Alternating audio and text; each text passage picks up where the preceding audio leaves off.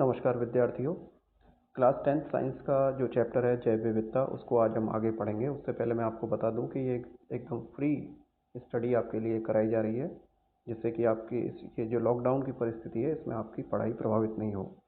तो आइए पढ़ते हैं आगे। उससे पहले मैं आपको बता दूं कि अगर आप इस चैनल को, कैरियर वाणी चैनल को सब्सक्राइब कर लेंगे तो ये जो वीडियोज़ मैं आपको भेज रहा हूँ ये डायरेक्टली आपके मोबाइल पर आ जाएंगे और आपको पता चल जाएगा कि एक नया चैप्टर आज से शुरू होने वाला है। तो इससे आपका फ़ायदा रहेगा। तो चलिए बढ़ते हैं आगे कि बोर्ड के एग्ज़ाम में इस चैप्टर की क्या इंपॉर्टेंस है। इस चैप्टर में से 5 नंबर के प्रश्न आपसे पूछे जाएंगे और लगभग 3 प्रश्न होंगे। 2 प्रश्न तो 2-2 नंबर के और 1 प्रश्न 1 नंबर का होगा। तो पहला पॉइंट यहाँ पर जो है वो है स्थानबद्ध प्रजातियाँ, लोकलाइज्ड स्पीशीज़। इसका मतलब ये होता है कि कुछ जातियाँ ऐसी होती हैं जो एक क्षेत्र विशेष में ही पाई जाती हैं, इसके अलावा वो कहीं नहीं पाई जाती। तो ऐसी जातियाँ कहलाती हैं स्थानबद्ध जातियाँ। कौन कौन सी हैं?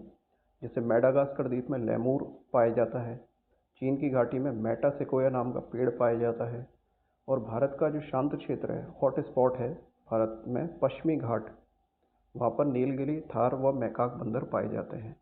तो ये तीनों पॉइंट आपको तैयार करने हैं परीक्षा की दृष्टि से। इन तीनों को आप परीक्षा की दृष्टि से तैयार करें। इसी तरह से गांगे डॉल्फिन, गंगा में एक विशेष प्रकार की मछली पाई जाती है, डॉल्फिन, गैंजेटिक डॉल्फिन बोलते हैं उसको। उसको बचाए रखने के लिए 2009 में गांगे डॉल्फिन को राष्ट्रीय जलीय जीव, नेशनल एक्वेटिक एनिमल घोषित किया गया। तो ये पॉइंट आप याद रख सकते हैं।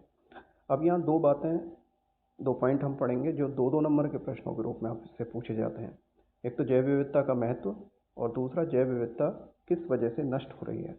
तो आर्थिक महत्व अगर हम पढ़ें तो आप जानते हैं कि जो जितने भी प्रकार के पादप और जीव जंतु पृथ्वी पर पाए जाते हैं वो किसी न किसी प्रकार का फ़ायदा हमें पहुंचाते हैं। जैसे जैव विविधता हमें भोजन उपलब्ध कराती है, ईंधन, चारा, इमारती लकड़ी, औद्योगिक कच्चा माल उपलब्ध कराती है। जैव विविधता का उपयोग कृषि पैदावार बढ़ाने के साथ साथ रोग रोधी और कीटाणु रोधी फसलों के विकास में भी किया जाता है। राजस्थान में 2 विशेष प्रकार के पौधे पाए जाते हैं, जेट्रोफा और करंज, जिनका उपयोग बायोडीजल बनाने में, पेट्रोल और डीजल के विकल्प के रूप में एक बायोडीजल बनाया गया है जो कि प्रदूषण रहित होता है। तो इनको बायोडीजल प्लांट भी बोलते हैं। तो ये प्रश्न आपसे पूछा जाता है कि बायोडीजल जिन वृक्षों से प्राप्त किया जाता है उन प्लांट्स के नाम लिखिए। इसी तरह से मेडिसिनल इम्पोर्टेंस क्या है, औषधीय महत्व के कुछ पौधों के नाम हम यहाँ याद करेंगे। सिंकोनामा नामक एक पौधा होता है जिसकी छाल से मलेरिया की दवाई बनाई जाती है।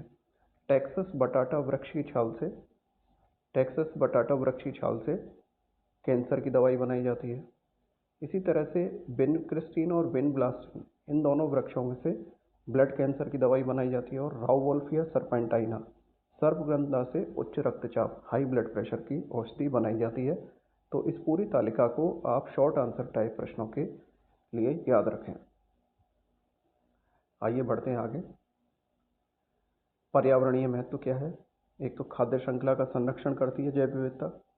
जैव विविधता जितनी अधिक समृद्ध होगी, हमारी जो खाद्य श्रृंखला हैं वो उतनी ही अधिक संरक्षित रहेंगी। जंतुओं को भोजन के बहुत ज़्यादा विकल्प मिलेंगे। इसी तरह से पोषक चक्र के नियंत्रण में भी जैव विविधता महत्वपूर्ण भूमिका निभाती है। पर्यावरण प्रदूषण के निस्तारण में या उसको कम करने में जैव विविधता किस प्रकार महत्वपूर्ण है, वो इस तालिका से हम देख सकते हैं कि कौन कौन से पौधे या कौन कौन से सूक्ष्मजीव पर्यावरण प्रदूषण निस्तारण में महत्वपूर्ण भूमिका निभाते हैं। ट्राइनाइट्रोटोल्यूइन एक विस्फोटक होता है जिसे TNT भी कहते हैं, टीएनटी कहते हैं। इस TNT के विस्फोट होने से जो विघटन होता है उसको दूर करने के लिए या उस प्रदूषक को दूर करने में सदाबहार नामक पौधा सहायक होता है। इसी तरह से जो बैक्टीरिया हैं, स्यूडोमोनास पोएटिडा, आर्थोबैक्टर, साइट्रोबैक्टर, जो माइक्रो ऑर्गेनिज्म है, बैक्टीरिया हैं, वो औद्योगिक अपशिष्ट पदार्थों से भारी धातुओं जैसे लेड, पारा आदि हटाने में मदद करते हैं। इसी तरह से 2 कवक, राइजोपिस और ओराइजिस, यूरेनियम और थोरियम जैसे रेडियो एक्टिव पदार्थों को हटाने में मदद करते हैं। इसी तरह से पेनिसिलियम क्राइसोजीनम जो है वो रेडियम को हटाने, ये रेडियम भी रेडियो एक्टिव पदार्थ है, इसको हटाने में हमारी मदद करती है। तो आपसे जो 1 नंबर का प्रश्न पूछा जाएगा वो इस तालिका से पूछा जा सकता है, इसलिए इस तालिका को विशेष रूप से आप याद रखें। इसी तरह से सामाजिक महत्व क्या है जैव विविधता का? समाज को बनाने में जैव विविधता का क्या महत्व है? जितने भी जंगल हैं उनमें आदिवासी जातियां रहती हैं और वही उनका घर है, वहीं से अपने भोजन को प्राप्त करते हैं, वहीं से आवास हेतु लकड़ियाँ प्राप्त करते हैं या पदार्थ प्राप्त करते हैं और वहीं से वो अपने दैनिक जीवन के काम चलाते हैं। इसी तरह से हमारी भारतीय संस्कृति में जीव जंतुओं का सांस्कृतिक और आध्यात्मिक महत्व भी है। हम विभिन्न त्योहारों पर विभिन्न प्रकार के जीव जंतुओं की, विभिन्न प्रकार के पौधों की पूजा करते हैं। जैसे पीपल की पूजा हमारे यहाँ की जाती है, बरगद की पूजा की जाती है, तुलसी की पूजा की जाती है, गाय की पूजा की जाती है। तो हमारी संस्कृति में ही है जैव विविधता का संरक्षण। संयुक्त राष्ट्र संघ द्वारा वर्ष 2010 को जैव विविधता संरक्षण वर्ष घोषित किया गया था, इस बिंदु को याद रखें। अब जैव विविधता पर संकट क्यों आ रहा है? तो जैव विविधता पर संकट क्यों आ रहा है, ये प्रश्न इम्पोर्टेंट है। 2 नंबर का प्रश्न कि कोई 2 कारण लिखिए या कोई 3 कारण लिखिए, इस तरह से प्रश्न आपसे पूछा जाएगा। तो इस संकट के प्रमुख कारण जो हैं वो क्या कारण हैं? एक तो प्राकृतिक आवास नष्ट हो रहे हैं, मानव अपनी आवश्यकताओं के लिए वनों को काट रहा है, तो वन में रहने वाले जीव जंतुओं का प्राकृतिक आवास नष्ट हो रहा है। काट क्यों रहा है? क्योंकि स्वयं के आवास के लिए जमीन चाहिए, साथ ही कृषि के लिए जमीन चाहिए। प्राकृतिक आवासों का विखंडन हो रहा है। प्राकृतिक आवासों को विखंडन होने से जो जंगल में जीव जंतु रहते हैं उनके जीवन पर संकट आ जाता है। जैसे एक बहुत अच्छा उदाहरण यहाँ दे रखा है कि जो दुधवा नेशनल पार्क है, वहाँ से रेलवे लाइन गुजारी गई या सड़क बनाई गई या जो भी मानव के विकास के लिए कार्य किए जाते हैं, तो जब रेलवे लाइन या सड़क गुजारी जाती है किसी प्राकृतिक आवास से, तो बहुत सारे जंगलों को, वहाँ से पेड़ पौधों को काटा जाता है, जिससे कि बहुत सारे जीव जंतु जब उस रेलवे लाइन को या सड़क को क्रॉस करते हैं तो वाहनों की आवाजाही के कारण, एक्सीडेंट के कारण वो मारे जाते हैं, इसलिए उनकी संख्या में कमी आना प्रारंभ हो गई है। जलवायु परिवर्तन, जैव विविधता के कारण जलवायु परिवर्तन भी हो रहा है, क्योंकि जितना ज़्यादा वृक्षों को काटा जा रहा है तो पृथ्वी पर बारिश, गर्मी, सर्दी, ये जो ऋतुएं हैं इनका जो एक फिक्स चक्र था वो अनियमित हो गया है। वैश्विक तापमान में वृद्धि हो रही है। वैश्विक तापमान में वृद्धि होने से क्या हो रहा है? वैश्विक तापमान में वृद्धि होने से जो ग्रीन हाउस गैसें हैं क्यों बढ़ रही हैं? ग्रीन हाउस गैसों के कारण, जैसे carbon dioxide, carbon monoxide, methane आदि है जो ग्रीन हाउस गैसें हैं पृथ्वी के वातावरण को गर्म कर रही हैं। पृथ्वी का वातावरण जब गर्म होगा तो जो हिमालय या जहाँ पर बर्फ़ वाले पहाड़ हैं उनकी जो बर्फ़ है वो पिघलेगी। पिघलने से नदियों का जल स्तर बढ़ेगा, नदियों का जल स्तर बढ़ेगा तो समुद्र का जल स्तर बढ़ेगा, और समुद्र का जल स्तर होने से बाढ़ आएगी, और बाढ़ आने से जो उपजाऊ भूमि है उसमें कटाव उत्पन्न होगा या अन्य प्रकार की आपदाएं उससे उत्पन्न होंगी, जिससे कि जैव विविधता पर संकट आएगा। जैव विविधता को अगर नुकसान पहुंचता है तो विभिन्न प्रकार के प्रदूषण, जैसे जल प्रदूषण, वायु प्रदूषण, मृदा प्रदूषण उत्पन्न होते हैं, जिससे कि जीव जंतु और वनस्पतियां, सूक्ष्मजीव नष्ट हो जाते हैं। तो ये सारे पॉइंट जो हैं वो आप आराम से लिख सकते हैं। और इस सब के पीछे रीज़न क्या है कि हम अपने लालच के कारण जैव विविधता का अत्यधिक दोहन कर रहे हैं, जैव विविधता का अनियंत्रित दोहन कर रहे हैं, जिस पर लगाम लगाया जाना आवश्यक है, जिससे कि मानव जाति का अस्तित्व संकट में ना आए। इसी तरह से अधिक उत्पादन प्राप्त करने के लालच में किसान उन्नत बीजी और कुछ प्रजातियों को ही उगाते हैं, जिससे कि मृदा की जो जल धारण क्षमता है उस पर प्रभाव पड़ता है। इसी तरह से संकर मवेशियों की नस्लों को उगाए जाने वाले से भी जो जेनेटिकल बायोडाइवर्सिटी है, आनुवंशिक जैव विविधता है, वो नष्ट हो रही है। एक महत्वपूर्ण बिंदु यहाँ है, वो है विदेशी जातियों का आक्रमण। विदेशी जातियों का आक्रमण, सॉरी,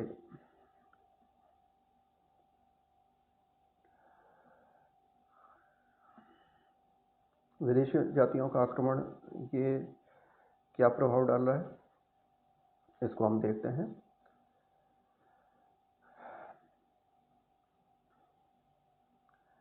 दो प्रकार की विदेशी जातियां यहाँ उदाहरण के रूप में दे रखी हैं, जैसे लेंटाना और जलकुंभी। लेंटाना किस प्रकार प्रभाव डाल रही है कि लेंटाना का जो पौधा है वो आसपास दूसरे पौधों को उगने नहीं देता और ना ही जानवर इसको खाते हैं। इसी तरह से जो जलकुंभी है, जहाँ पर पानी भर जाता है वहाँ हरे रंग के पौधों की परत जम जाती है, कई स्थानों पर आपने देखा होगा।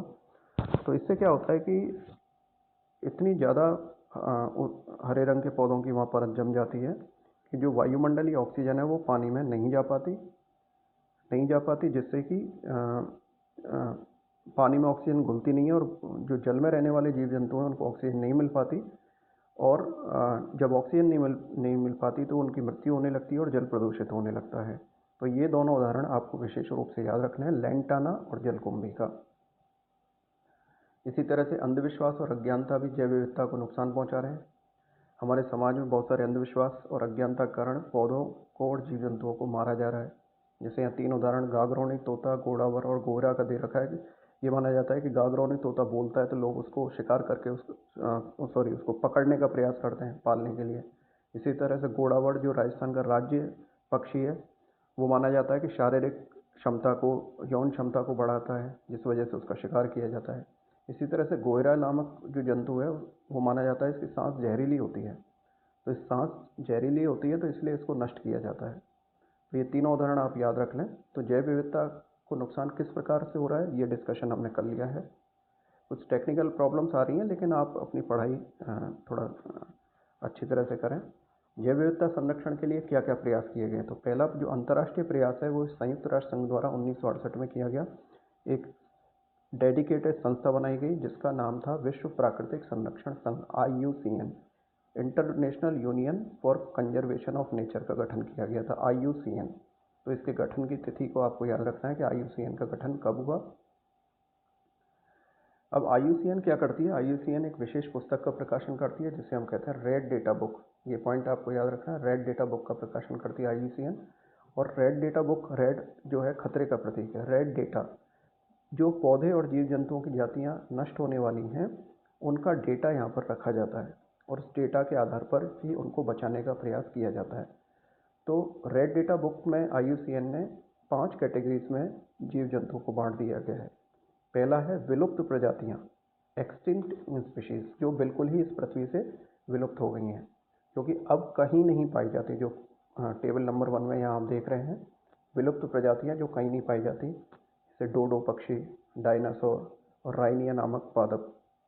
तो इनके उदाहरण आप याद करें कि कौन कौन सी जंतु जातियाँ विलुप्त हो गई हैं।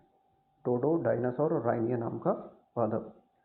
दूसरी है संकटग्रस्त प्रजातियाँ जो अब एंडेंजर्ड हैं, जिनके विलुप्त होने की संभावना है, विलुप्त होने के कगार पर हैं। अगर उनका संरक्षण नहीं किया गया तो अब वो शीघ्र ही विलुप्त हो जाएंगी, जैसे चीता, बाघ, बकेरा, सर्पगंधा नामक पौधा और गेंडा। इसी तरह से अति संवेदनशील जातियाँ।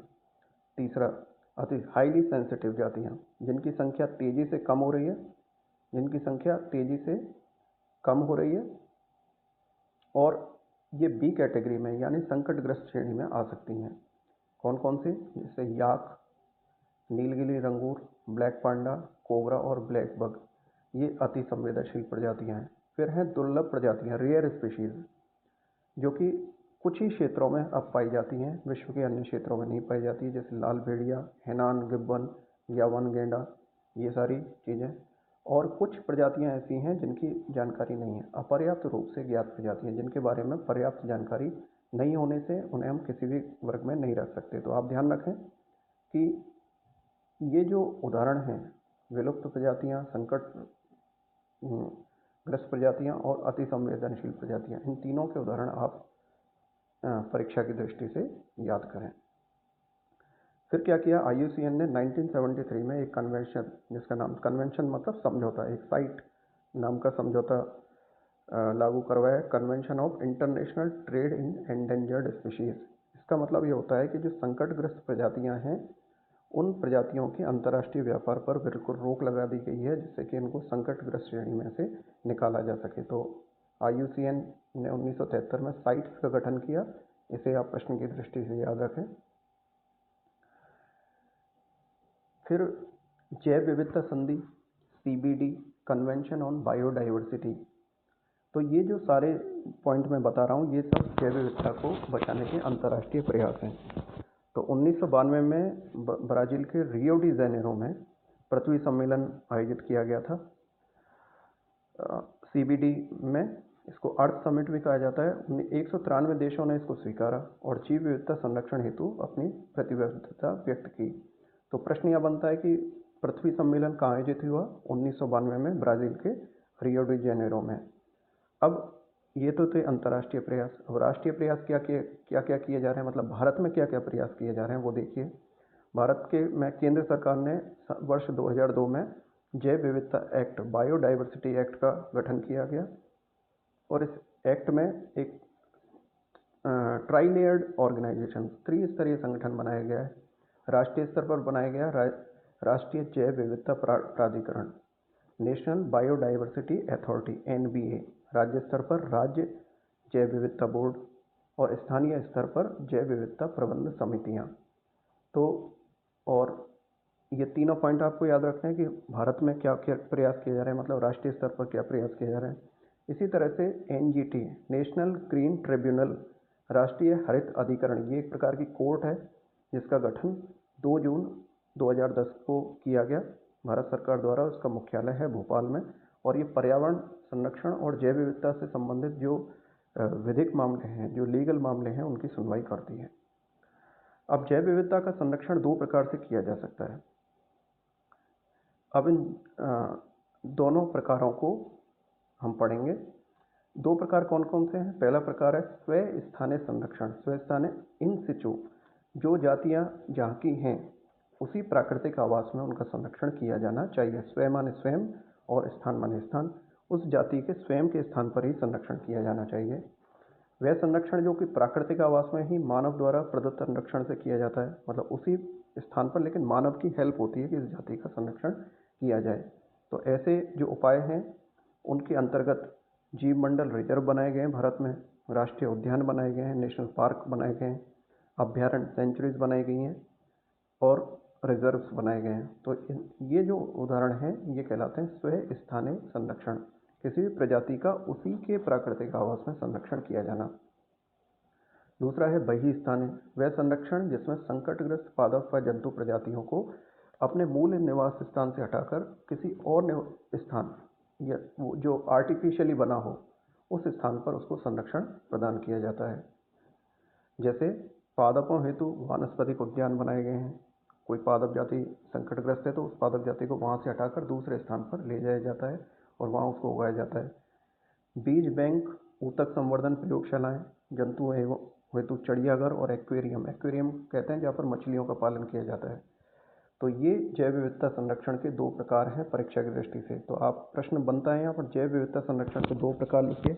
तो दोनों प्रकारों में आप स्व स्थानीय संरक्षण और बहिस्थानीय संरक्षण दोनों को लिखेंगे। तो विद्यार्थियों, इस प्रकार हमारा ये चैप्टर यहाँ कंप्लीट हो गया है। ये चैप्टर जो था आपका जैव विविधता कक्षा 10 का मैंने 2 भागों में पूरा कर दिया है। आशा है कि आपको ये वीडियोस पसंद आ रहे होंगे। अगर आपको पसंद आ रहे हैं तो जो कमेंट बॉक्स है इसमें कमेंट लिखिए। कोई प्रश्न आपको पूछना है तो वो भी अपने कमेंट के द्वारा मुझसे पूछ सकते हैं। और अच्छी तरह से ये जो वीडियो हैं उनको आप देखिए, और आप ये चाहते हैं कि ये वीडियो डायरेक्टली आपके मोबाइल तक पहुंच जाए तो इस चैनल को सब्सक्राइब करिए। और आगे भी मैं 10th क्लास के वीडियोस आपको प्रतिदिन डालता रहूँगा जिससे कि आपकी पढ़ाई में व्यवधान उत्पन्न ना हो। Thank you very much.